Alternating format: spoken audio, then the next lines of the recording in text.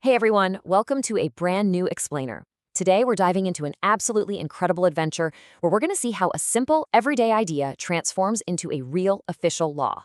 Honestly, think of it just like pages coming to life in a beautifully drawn coloring book. If you've ever felt like government stuff is just, a giant confusing maze, this explainer is basically your cheat code.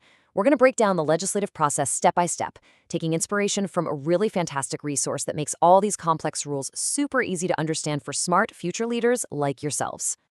Here's our quick roadmap for today. We're going to meet our guide, decode some powerful national symbols, follow the bill's big adventure, learn from past leaders, and then figure out how you can use your voice right now. All right, Section 1. Meet your guide, the bill. Let's get right into it and meet the characters guiding us through the U.S. Capitol. So first up, I want you to meet Dr. Antonio Arnold. He's a proud veteran, a Christian author, and just a brilliantly creative teacher.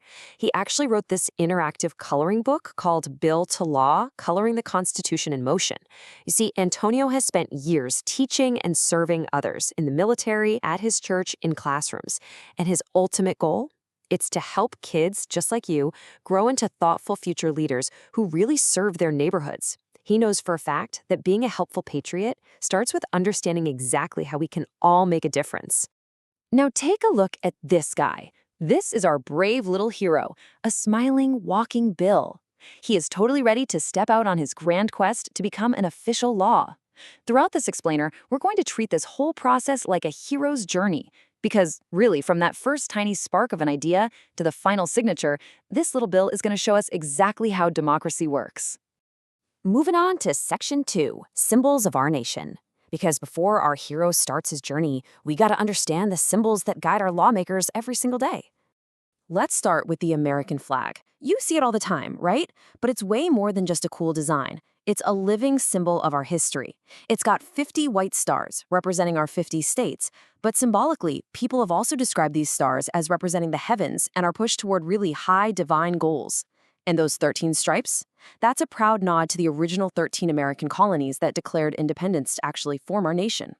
And the colors themselves? They're basically a secret instruction manual for our leaders.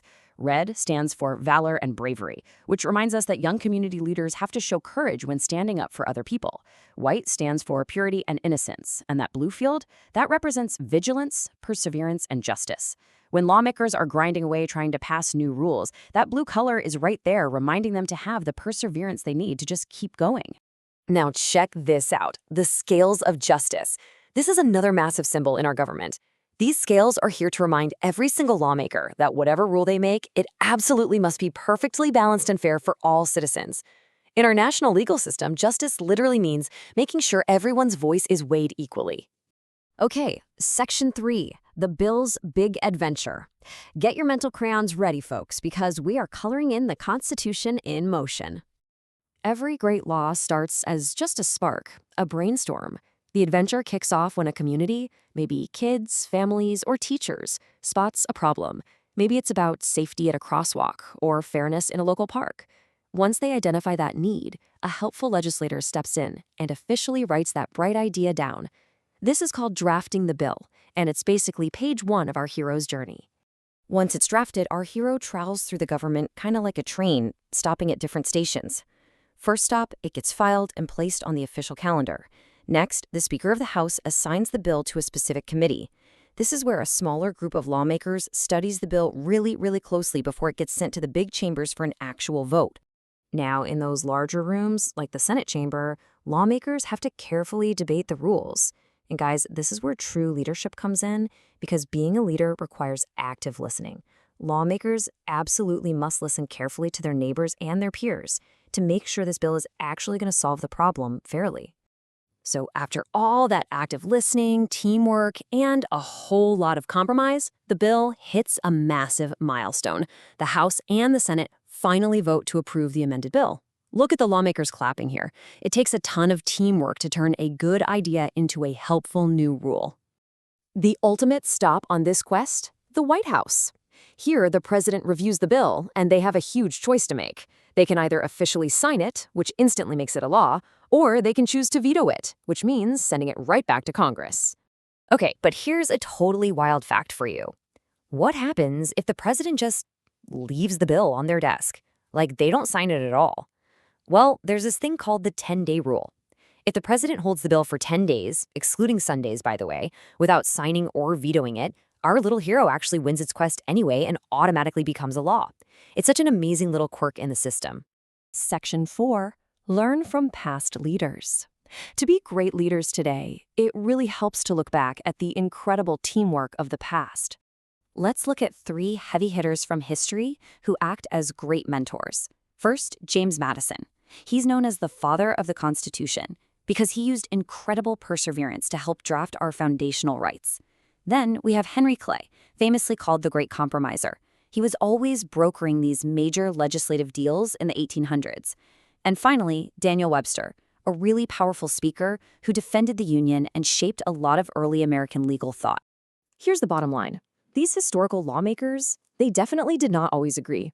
Modern lawmaking faces the exact same challenges they dealt with back then. But they used compromise, active listening, and serious perseverance to build a fair legal system for all of us. They basically laid the blueprint, showing that serving others is a fundamental leadership skill. And finally, Section 5. Use your voice today. Because now that you know how a bill travels, it's time for you to step up. I want you to take a second today to chat with your teachers or parents about this. Ask yourselves, what does justice actually mean to you? What does freedom mean? Because for young students, freedom really means having the right to share your ideas safely and then using that freedom to help others. So, how are you going to use your voice to solve a problem? Being a helpful patriot today is all about taking action. So let's make a quick mental checklist. First, identify a problem in your community. Does the local park need cleaning? Does your school need a new safety rule? Second, practice that active listening with your neighbors. And third, have the courage to stand up and suggest fair, balanced solutions, just like those scales of justice demand.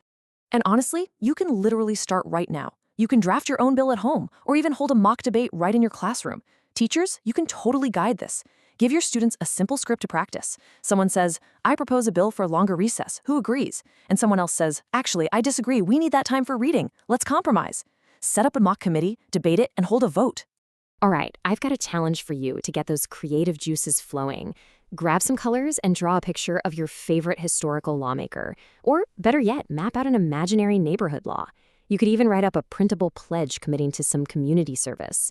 And hey, if you want a real challenge, look up some instructions online and try to fold and build a paper model of the U.S. Capitol building.